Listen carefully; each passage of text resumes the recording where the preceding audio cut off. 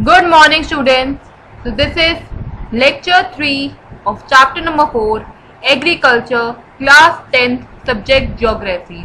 So in the previous lecture, we have talked about the different cropping seasons that are there in India, in which we produce our major crops.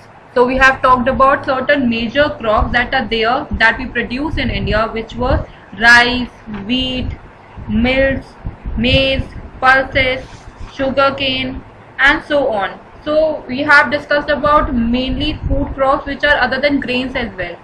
Today we'll discuss about basically about the horticulture crops, which are the fruits and vegetables that we produce in India. So the topics that we are going to cover will start from the horticulture crops, which are the all the fruits and vegetables that we produce in India. Then we will talk about the non-food crops. So apart from our food crops, there are many other non-food crops as well, which are rubber. Then there is fiber crops, cotton and jute. So we will talk about these crops as well.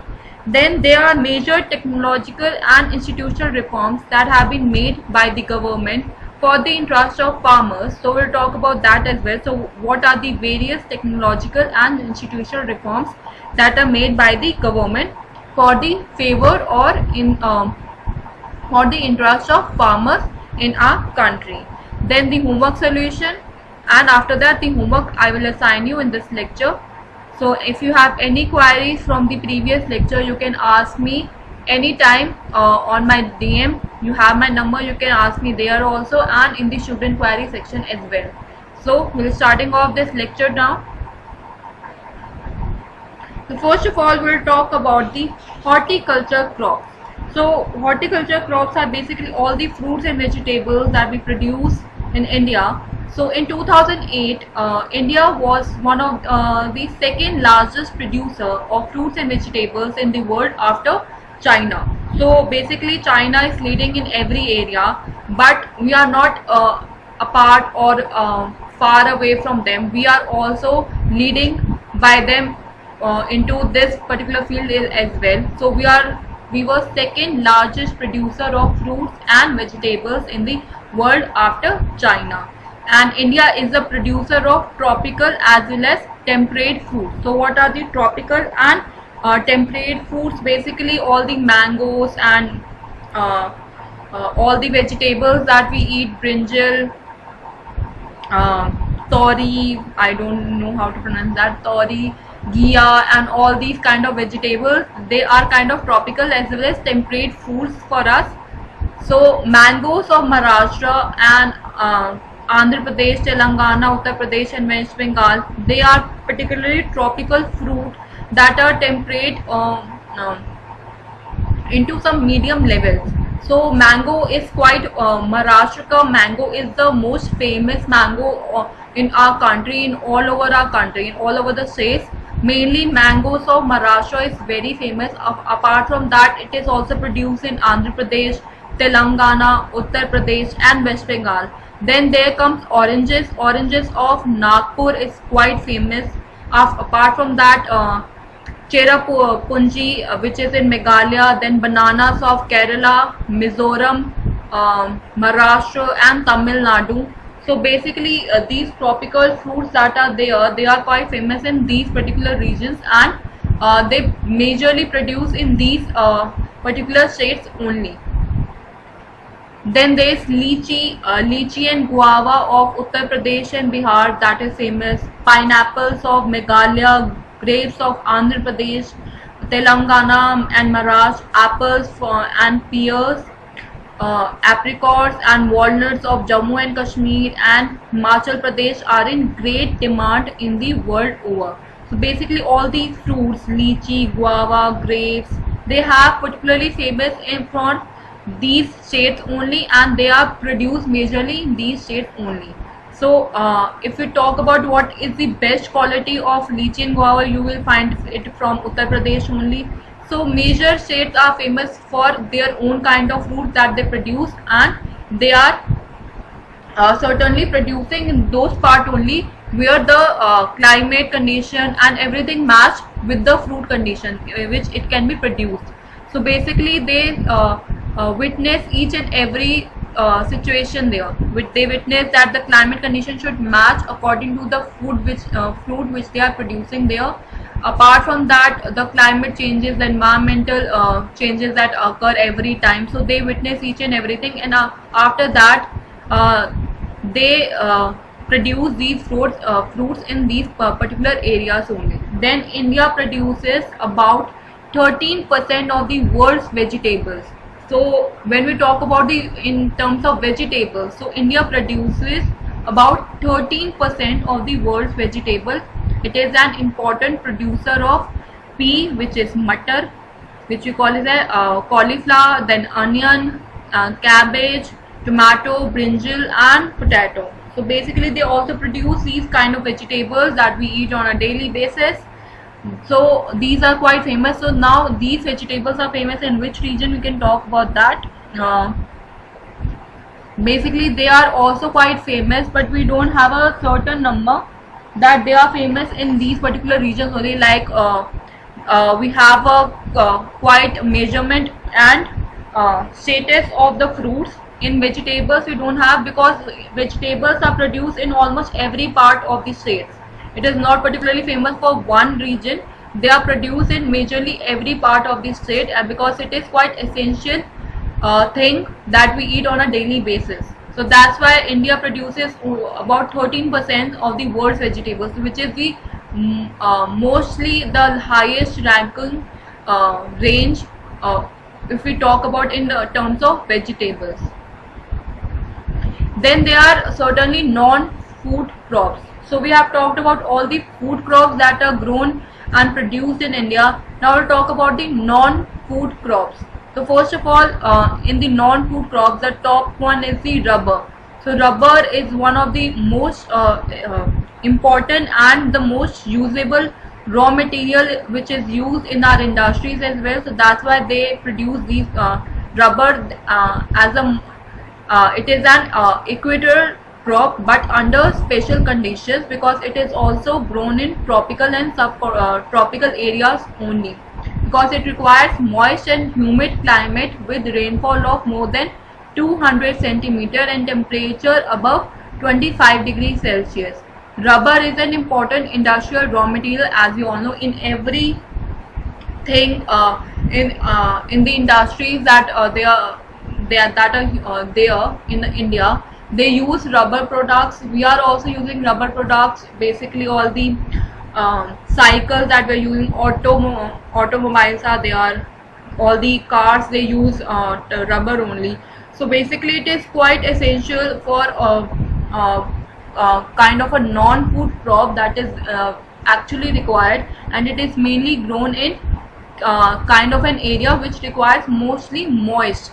Moist means the soil should be very soft and moist, and it should be in humid condition, where there should be a rainfall of at least more than 200 centimeters should be there, and the temperature should be always above 25 degrees Celsius. In that kind of a land area it can produce, and it is mainly grown in Kerala, Tamil Nadu, Karnataka, and Andaman and Nicobar Islands, and Garo Hills of Meghalaya as well. And in 2010 and 11, India ranked 4th among the world's natural rubber producer. So in 2010 and 11 census, India was ranked 4th among the world's natural rubber producers. Then comes the fiber crops. So fiber crops are also quite important. We use all the fiber crops also on a daily basis, like cotton, jute bags, hemp, and natural silk. So these all the fiber crops that we use and we witness on a daily basis, and they are the four major fiber crops that are grown in India. The first three are driven from the crops grown in the soil. The latter is obtained from cocoons of the silkworms fed on green leaves, especially mulberry, and rearing of silkworms for the production of silk fiber is known as sericulture. So basically the jute, cotton, and hemp, they are the three crops that are grown in from the soil only. The latter, which is the Natural silks, we get it, we obtain from the cocoons of the silkworms. So basically we get it from the cocoons of the silkworm fed on the green leaves, especially on the mulberry which is there. And rearing of these silkworms for the production of silk fiber, it is known as a apart from it, we call it as sericulture. So that there is horticulture, we say sericulture means the rearing of these silkworms for the production of silk fiber. It is known as sericulture. Now cotton. Cotton is also one of the important crop, and it is majorly produced in India only. India is believed to be the original home of the cotton plant. So if we talk about the cotton, we believe that the original home is of cotton is cotton plant only, and cotton is one of the main raw materials for cotton textile industries. In 2008, India was second largest producer of cotton after China. We are always apart from China. I don't know why. We should the main thing that I want to also say it that we should please boycott the China products and Chinese app if we want to apart from China, because we are always below from China, and we have to be ahead of them to fight it out with these things, because we need to be if हम ही नहीं होंगे, मतलब हमारे अंदर वो सारी चीजें नहीं होंगी कि हम इनको बॉयकॉट नहीं कर सकते, तो हम उनके हमेशा नीचे ही रह जाएंगे. So better if you want to come above them, you should start boycotting these things. I'm not even in the favor of this, but it is the fact that we are below China currently, and we should be above them. So cotton is one of the main raw material for this cotton textile industry, and in 2008 it was recorded that India was second largest producer of cotton after China. Then cotton grows well in drier parts of the black cotton soil of the Deccan Plateau. So cotton basically grows in such kind of a soil where there is black soil is here, and that black cotton soil it is only found in the Deccan Plateau. Deccan Plateau means it can only find, you can find in the southern plateaus only, majorly there. Like Maharashtra, Gujarat, Madhya Pradesh, all these, but it can also produce with the help of some irrigation method in other parts of the other areas as well. Like it requires high temperature, light rainfall or irrigation, and 210 frost-free days and bright sunshine for its growth. So basically it needs high temperature all the time, it needs light rainfall or irrigation also you can use for that, and it needs 210 frost free days then and bright sunshine days as well for its proper growth. So it is a kharif crop, and it requires 6 to 8 months to mature. So basically it requires 6 to 8 months to mature. Then major cotton producing states are Maharashtra, Gujarat, Madhya Pradesh, Karnataka, Andhra Pradesh, Telangana, Tamil Nadu, Punjab, Haryana and Uttar Pradesh. So they are the major states that producing cotton in India. Then jute. Jute is known as the golden fiber of India, because jute grows well on drained fiber fertile soil in the floodplains where soil are renewed every year. So basically if that's my personal advice also, that you should use jute made things, because it is renewable, you can use it again and again, and if you are using like plastic, it is spoiling the environment only. So better for your environment, you should use all the things which are made of jute. So jute is known as the golden fiber because it is renewable, it is it is eco-friendly also. So that's why you should use the things that are made of jute, and it grows well on the well-drained fertile soil in the floodplains where soils are renewed every year. Then high temperature is required during the time of its growth. So basically it requires high temperature for its proper growth, and it is basically produced in West Bengal, Bihar, Assam, Odisha and Meghalaya are the major jute producing states in India, and it is used in making gunny bags, basically all the jute bags that are there. Then mats are also made of these jute. Ropes are also there, yarn, carpets and other artifacts. So basically all the artifacts that you see in your home, many of them would be made of jute, and due to its high cost it is losing market to synthetic fibers and packing materials, particularly of the nylon. So basically it is majorly it is quite high cost, so that's why people don't use jute things. They are particularly going for synthetic fibers or plastic things. That's why they are losing this particular jute market is not having a large market value. It is losing its market value also to synthetic fibers and packing materials, particularly to the nylon. Then after that we are coming to our next topic, which is the technological and institutional reforms. So there are various technological and institutional reforms that have been made in the favor of farmers by the government, so that they can also have come up, because the kind of wages they get on the daily basis, the labors they are getting, that is not proper. So it was mentioned in the previous pages that agriculture has been practiced in India for thousands of years. So it is a kind of a job field, or we can say that it is practiced from thousands of years, and it is still one of the largest occupied job thing that the 2/3 of the people are doing in India. Sustained uses of land without compatible techno-institutional changes have hindered the pace of agriculture development. So basically many of the farmers, they are not illiterate or they are not well educated to reform the land area which they have to something which they can convert into for the beneficial of their own country as well. So they don't have such knowledge about how they can develop that particular area. So they are not able to, they are basically giving a hindrance in the pace of the agricultural development in their areas.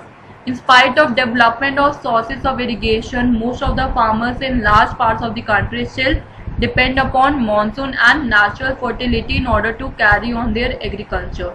So basically, in spite of giving them high technological HVYCs or irrigation methods, they have better irrigation methods are still there, but still most of the farmers in our country in large number, they are dependent still on the monsoon season and the natural fertility in order to carry out their agriculture work, because they don't have enough of money to pay for such modern techniques. Many of them don't have such capital to invest in their own agriculture fields. So for a growing population, this poses a various challenge. So like India is one of the richest in its population and is growing day by day, so it is quite posing a serious challenge in if there will be not enough of crops that or not enough of food that should be essential for each and every person in our country. So it is quite a serious challenge. Now agriculture, which provides livelihood for more than 60% of its population, needs some serious technical and institutional reform.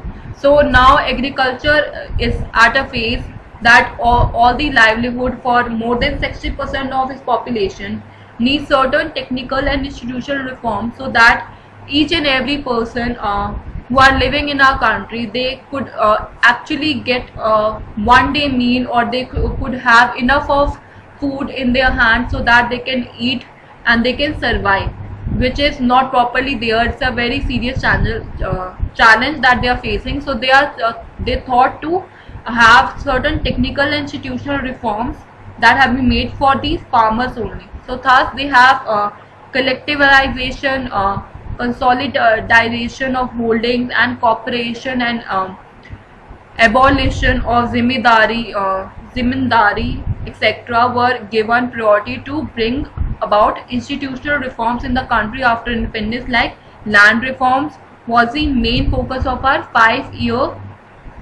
first 5-year plan, and the rights of inheritance had already led to fragmentation of land holding, necessarily on the concentration of holding. So basically in this they have certainly standard out that they should start certain institution so that they could brought more food reforms or more labor to these agriculture fields, so that they can have their daily wages from which they can earn, and they are even getting the proper food or proper cropping that they require for the country.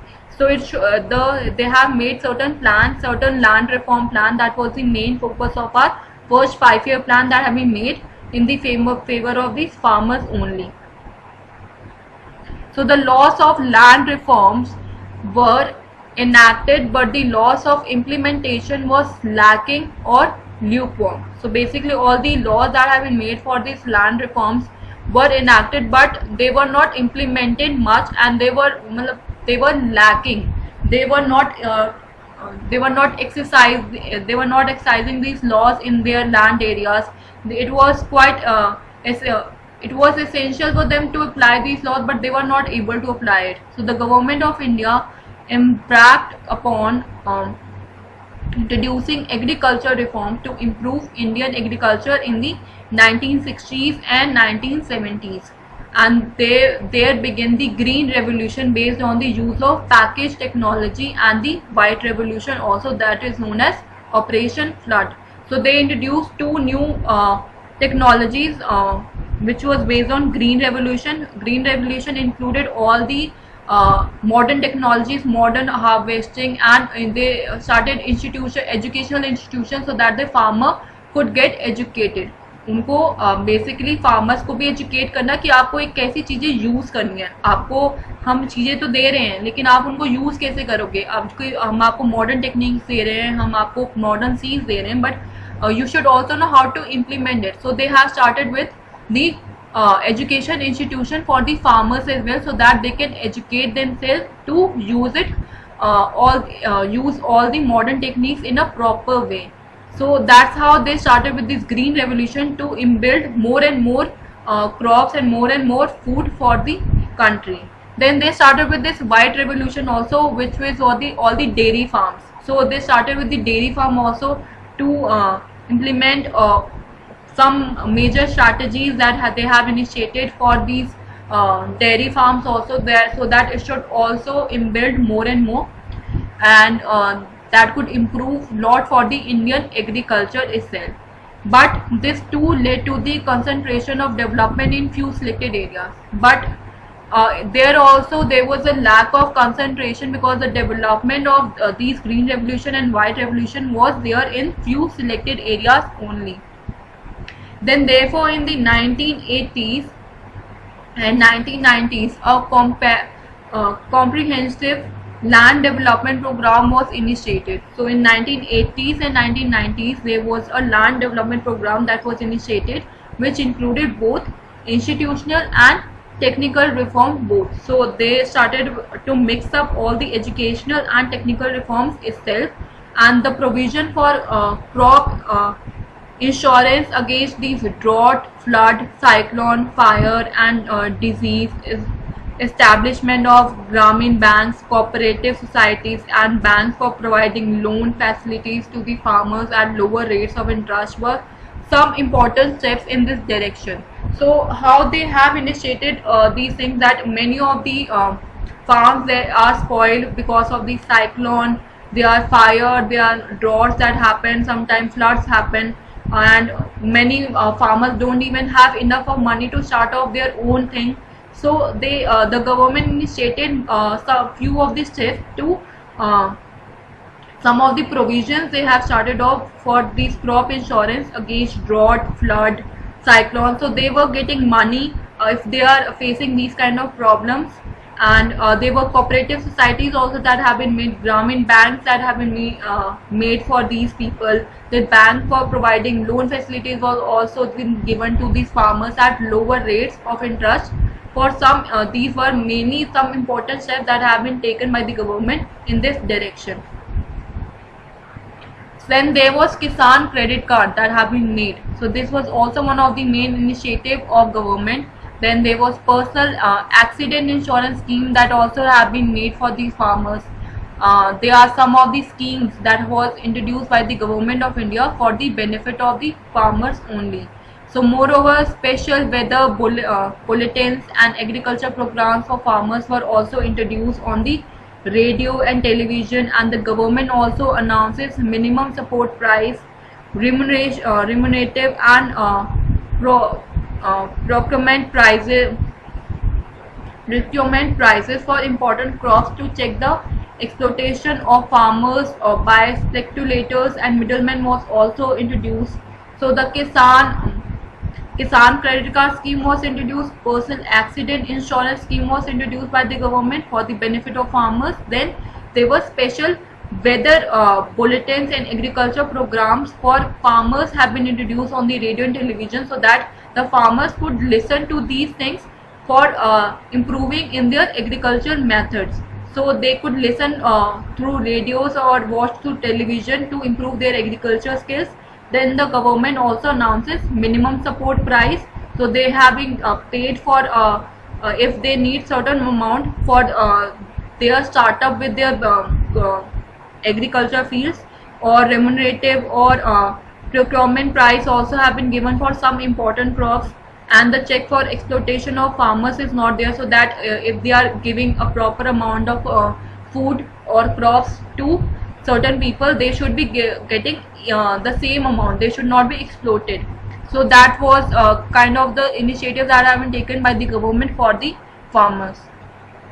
Then there was a Budan Gramdan thing that happened. So basically Mahatma Gandhi declared Vinoba Bhave as his spiritual hire, and he also participated in Satyagraha as one of the foremost Satyagrahis. He was one of the votaries of Gandhi's concept of Gram Samrajya. After Gandhi's martyr, the thing that he has done, the martyrdom, then Vinoba Bhave undertook Pandeyatra to spread Gandhiji's message, covered almost the entire country. Once, when he was delivering a lecture at Pochampally in Andhra Pradesh, some poor landless villagers demanded some land for their economic well-being, and Vinoba Bhave could not promise it to them immediately, but assured them to talk to the government of India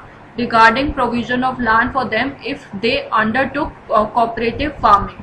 So basically that is a story, one of the realistic story that happened, and they have named this story as Budan Gramin, where Mahatma Gandhi declared Vinoba Bhave as his spiritual hire, where he was doing all the work. Apart from him, he was participating in all the things, whatever Mahatma Gandhi was initiating, is it Satyagraha or one of the marches that he have done, martyrdom he has done, he has been always there by his side. So basically he have been given certain kind of a औहदा दे दिया था उस इंसान को, महात्मा गांधी ने, कि वो जाके witness कर सकता था, लोगों को अपनी स्पीचेस दे सकता था. तो वो he was doing that only, and people were admiring him, and villagers were also coming up to him. So they were demanding that some right for them, that is that economic well-being, and he could not promise that to them that immediately that he can assure them to talk to the government of India regarding their provisions, but he undertook certain cooperative farming for them. Suddenly Sri Ramchandra Reddy stood up and offered 80 acres of land to be distributed among 80 landless villagers there, and the act was known as Bodhan. So basically he was not able to promise it, but suddenly Sri Ramchandra Reddy was one of the person who stood up and he offered 80 acres of land to be distributed among 80 landless villagers, and this act was known as Budan. Later he travelled and introduced his idea widely all over India, and some zamindars, owners of many villagers, offered to distribute some villages among the landless. It was known as Gram Dan. So however, many landowners choose to provide some part of their land to the poor farmers due to the fear of land selling act, and this Budan Gramdan movement, initiated by Vinoba Bhave, is also known as the bloodless revolution. So where the farmers could get their rights, the farmers were getting the land area and all the this particular movement was for a relief for the landless villagers and landless farmers who were not able to have their own land area to rebuild it or cultivate it. So this is whole as a lecture. We can have a quick recap about whatever we have talked. Firstly, we talked about the horticulture crops, which is in India, it is one of the largest producer of fruits and vegetables in the world apart from China, and India is a producer of tropical as well as temperate fruits. The fruits in great demand are mangoes, oranges, bananas, lychees, pineapple, grapes and apples in these particular areas, in these particular basically states. And in India produces 13% of world vegetables. It is an important producer of pie, cauliflower, onion, cabbage, tomato, brinjal and potato. And did you know that India counts to 10% of the world's fruit production as well? So 13% of vegetable and 10% of fruit production. Then rubber, we have talked about rubber. So it is an equatorial crop, but under special condition it is also known it was also grown in tropical and subtropical areas as well. And it requires moist and humid climate with rainfall of more than 200 centimeter and temperature above 25 degrees Celsius. It is an important industrial raw material and it is mainly grown in Kerala, Tamil Nadu, Karnataka and Andaman and Nicobar Island and Garo Hills of Meghalaya. India ranks 5th among the world's natural rubber producer. Then the consumption of natural rubber, you can see here, is that mainly it is covered by auto tires and tubes, then cycle tires and tubes, camelback, then footwears, belts and horses, latex foam, dipped goods and others. So majorly it is used by these auto tires and tubes. Then fiber crops. Fiber crops are basically cotton, jute, hemp and natural silk. They are the 4 major fiber crops grown in India. Then the first 3 are driven from the crops grown in the soil, and silk is obtained from cocoon of silkworms fed on green leaves, especially by this mulberry. So you can see here the picture of this silkworms that are there. From this is one of the kind of a silk worm that is spread on these green worms, and they take this mulberry from it, and rearing of this silkworm is for the production of silk fiber is known as sericulture. Now there is cotton. So India is believed to be the original home of cotton plant, one of the main raw material for cotton textile industry, and India is the 3rd largest producer of cotton in the world. Cotton grows well in drier parts of black soil of Deccan Plateau and requires high temperature, light rainfall, 210 frost-free days and bright sunshine for growth. Kharif crop requires, it is a Kharif crop and it requires 8 to 10 months to mature. Maharashtra, Gujarat, Madhya Pradesh, Karnataka, Andhra Pradesh, Punjab, Haryana, Tamil Nadu and Uttar Pradesh are major crops, cotton producing states.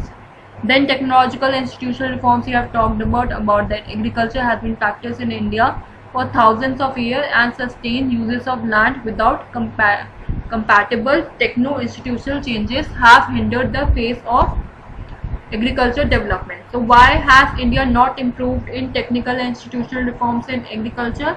Because in spite of development of sources of irrigation, most of the farmers in large parts of the country still depend upon monsoon and natural fertility in order to carry on their agriculture. Agriculture needs serious technical and institutional reforms. Collectivization, consolidation of holding, cooperation and abolition of Zamindari etc. were given priority to bring reforms in country after independence. Then land focus was the main focus of the 5-year plan. Right of inheritance had lead to fragmentation of land holding. Laws of land reforms were enacted, but laws of implementation was lacking. So what were the steps that have been taken by government in agriculture reforms? So the government of India embarked upon introducing agriculture reform to improve Indian agriculture in the 1960s and 70s. There was Green Revolution based on use of package technology, and White Revolution, which is also known as Operation Flood, which was introduced was some of the strategies initiated to improve the Indian agriculture. But this led to the concentration of development in few selected areas only. Therefore, in the 1980s and 1990s, a comprehensive land development program was initiated, which included both institutional and technical reforms. So the provision for crop insurance against calamity, establishment of Grameen banks, cooperative societies and banks for providing loan facilities to the farmers at lower rates of interest were some steps that have been taken by the government. Then there was other steps also that have been taken, which are Kisan credit card, personal accident insurance scheme, are some other schemes introduced by the government of India for the benefit of the farmers. Moreover, special weather bulletins and agriculture programs for farmers were introduced on the radio and television. Then the government also announces minimum support price, remunerative and procurement prices for important crop to check the exploitation of farmers by speculators and middlemen. So about the movement of Budan Gramdan, so Mahatma Gandhi declared Vinoba Bhave as his inspirational hire, and he also participated in Satyagraha as one of the foremost Satyagrahis. He supported Gandhi's concept of Gram Samrajya after Gandhi's martyrdom of Vinoba Bhave undertook Padyatra to spread his message throughout the country. Once when he was at Andhra Pradesh, some landless farmers demanded land for their economic well-being. He assured them to talk to the Indian government for provision of land for them and if they undertook cooperative farming or not. Then Sri Ram Chandra Reddy stood up and offered 80 acres of land to 80 landless farmers. This was known as Bodhan, and later he introduced his ideas throughout India as well. Some zamindars offered to distribute villages among these landless, and this was also known as Gram Dan. However, many land owners choose to provide some part of their land to the poor farmers due to the fear of Land Selling Act. And this Bodhan Gramdan movement initiated by Vinoba Bhave is also known as Bloodless Revolution. Now the homework solution. So I have given you that you have to do on a political map, mark each one of the following crops which within which shades they are produced the most. So you have to do in a map. You know about all these shades which are there in our country. So you just have to mark these lands.